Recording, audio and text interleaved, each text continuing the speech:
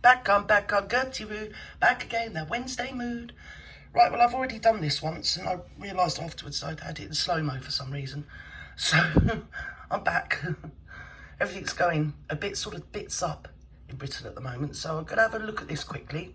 The country is bracing itself for more scenes like this.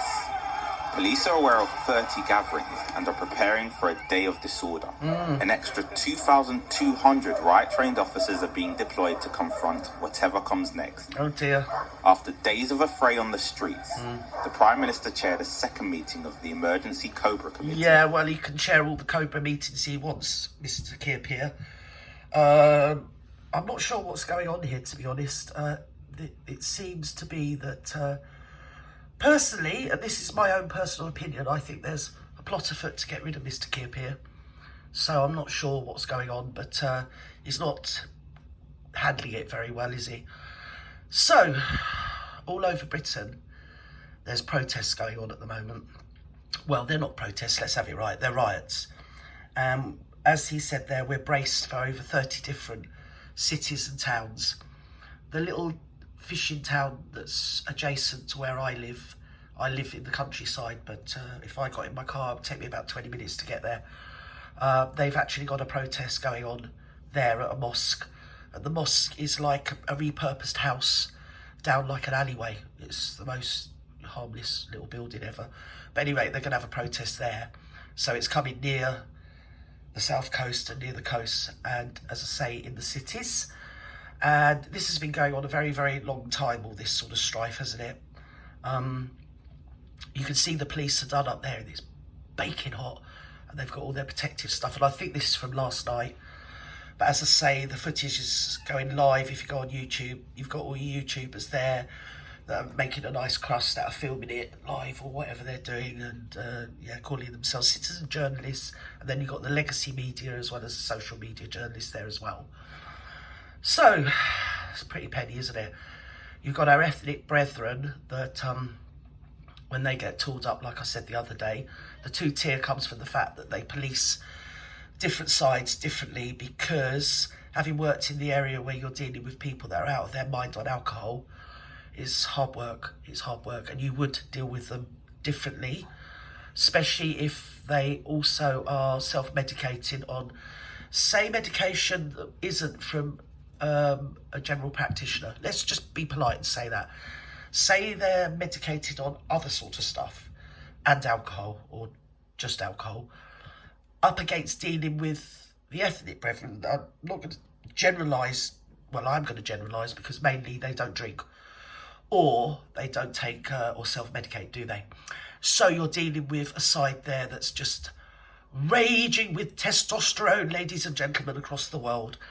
And that, from my point of view, could be a reason why it's perceived that they police it differently.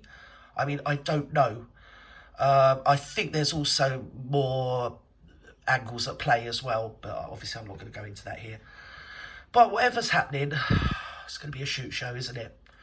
And it does remind me really of where the football, two tribes, isn't it? You've got to have a side, and people have picked sides. And now this is going to kick off, and a lot of innocent people in between that aren't on anybody's side are going to get involved and get caught up in it. People of all ethnicities and indigenous Britons and indigenous ethnic people are having their cars and their houses wrecked and ruined. I've seen where they've gone down a house, a very humble, I think it was Middlesbrough, which is obviously by stint of its name, or dint of its name, is sort of in the middle of Britain, I would assume, Middlesbrough. And they went down a very average, what I'd say, working class street, as a sort of two up, two down type of houses, terraced houses. And they were inhabited by everybody, anybody, multicultural street.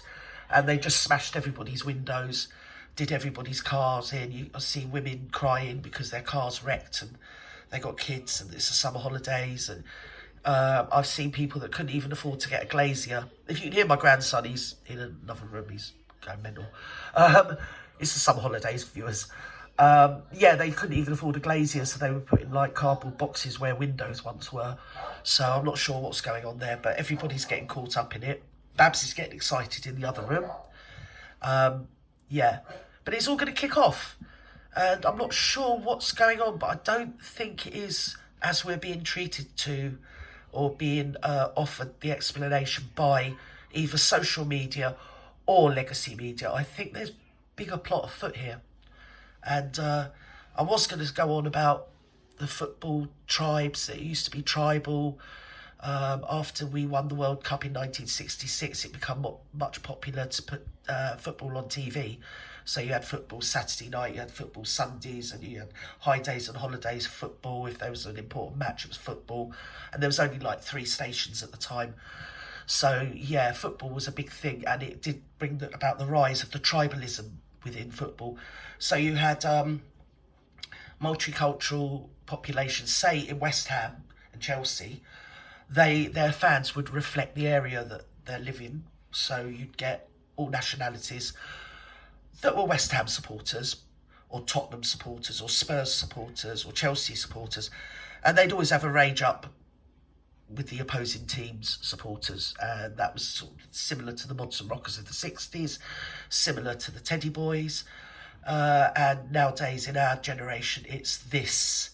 And I just know that, especially across those cities where people have been schooled together, been to college together, lived and worked together, that there's going to be lots of scenes, if they do get their hands on each other, like I said the other day out of Quadrophenia, between Ray Winston, the rocker, and Phil Daniels, the mod, because a lot of these people, you know, they're their neighbours.